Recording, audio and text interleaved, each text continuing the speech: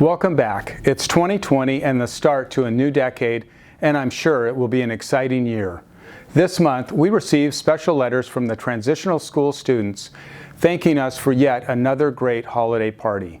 We surprised organizer Katie Bailey, MC Sergeant Brandon Pedro, and Corrections Chief Deputy Steve Alexander with the letters. We asked them to read a few, and we were there to capture it. Dear Sheriff Reese and the Multnomah County Sheriff's Department, thank you for the Sheriff's Party this year. It was pretty cool to see R2-D2. The clown was also hilarious. I had so much fun. I also loved the soda and the pizza. The pizza was so good. I really liked how you guys came and picked us up in the police buses. When we arrived to the building, I liked how you gave us all high fives, and I liked how everyone had smiles on their faces. Getting to unwrap the gifts was exciting, and it was really thoughtful. I really love the purple sweater I got and the black Skechers. I hope you had an awesome Christmas and a Happy New Year. What was that? Oh. So thank you for another year at the wonderful party. Sincerely, Samantha. So these letters make me feel really happy. I think it's really great that we can do something like this for the kids, and it's my best day of the whole year. The kids really like it, and we enjoy doing it for them, and it's a good time for all of us.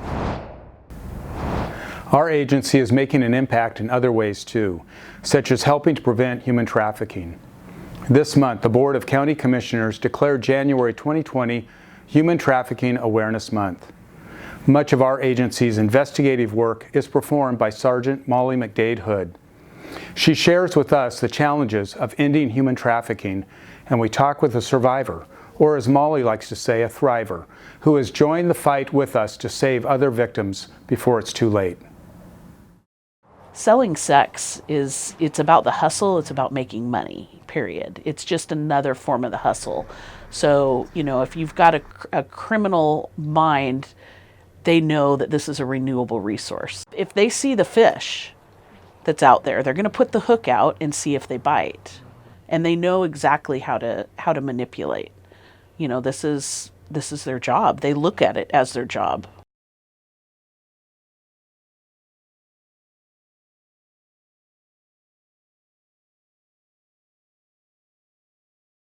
I would be on the track at any hour of any day, from Portland to Tacoma to Frisco to Los Angeles and Phoenix, Las Vegas and Honolulu. That 6-year period, I had 3 children. I went to jail over and over and over and over and over and over again.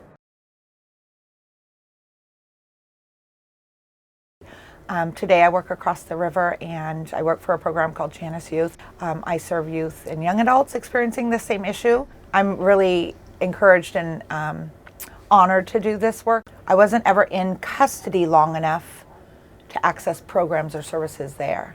And we didn't have them again. Like, there was no reentry services or human trafficking sergeant, sex trafficking sergeant in the jails that I was coming in and out of. I came up through the jail. I'm really proud of that, and I'm proud that it's jail intel that oftentimes helps to, like the DA says, tie the bow on the package. I could retire, but I don't want to retire because I really want to see that we have a statewide relationship-based organizational database in order to stop trafficking or reduce trafficking, to help law enforcement prosecute these cases. Research is needed, and actually to tie the individual's stories to data, that's what actually makes change. This month, we went before the Board of County Commissioners to present information regarding our efforts to reduce gun violence through the dispossession of firearms in restraining, stalking, or extreme risk protective orders. Sergeant Gary Kirby leads our efforts, and it's clear that his good work has prevented violence and protected vulnerable victims. Unfortunately, funding for Sergeant Kirby's position ended this month. Although no additional funding was identified in this year's County General Fund, we are proposing an add package to ensure funding next year. Our presentation to the board highlights the ongoing challenges we face. In a constrained fiscal environment, we simply don't have the necessary resources. As we move into the 2021 budget process, all county offices and departments were directed to present an additional cut of 2% of our general fund budget, or at MCSO, approximately $2.7 million. Obviously, a cut of this magnitude would severely impact the safety of the community. We hope to work with the board to identify other potential sources for some of our public safety needs and continue to leverage partnerships and innovation to keep our community safe. This month, we welcomed several new hires to the Sheriff's Office. We swore in 4 deputies and hired 2 non-sworn staff members. When you see our new members, please introduce yourself and welcome them to our agency. We'll formally recognize all new hires on Monday, February 3rd at 10 a.m. Coming together as an agency off-duty is one way that friendships are strengthened and the community is helped. We have several upcoming events that you can take part in.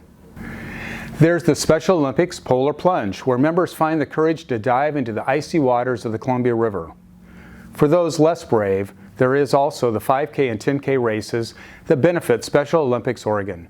See the link in the description to donate or participate.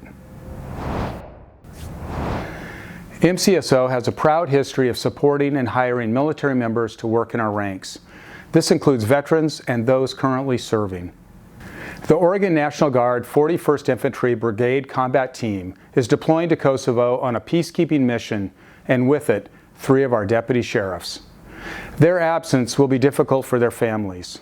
It was heartwarming and poignant to attend the official send-off and to see the young children saying goodbye to mothers and fathers, leaving for a year's deployment. I share my deepest thanks to those who protect and serve our country as proud members of the military. Most of you know that we have openings in our sergeant's ranks in both the corrections and law enforcement divisions.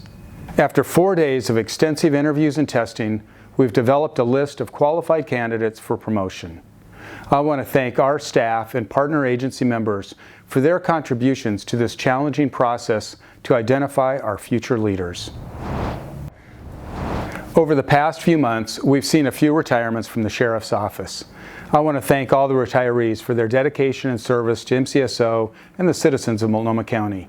Your hard work and sacrifice have made MCSO an outstanding agency to work for. I wish you the very best that retirement will bring.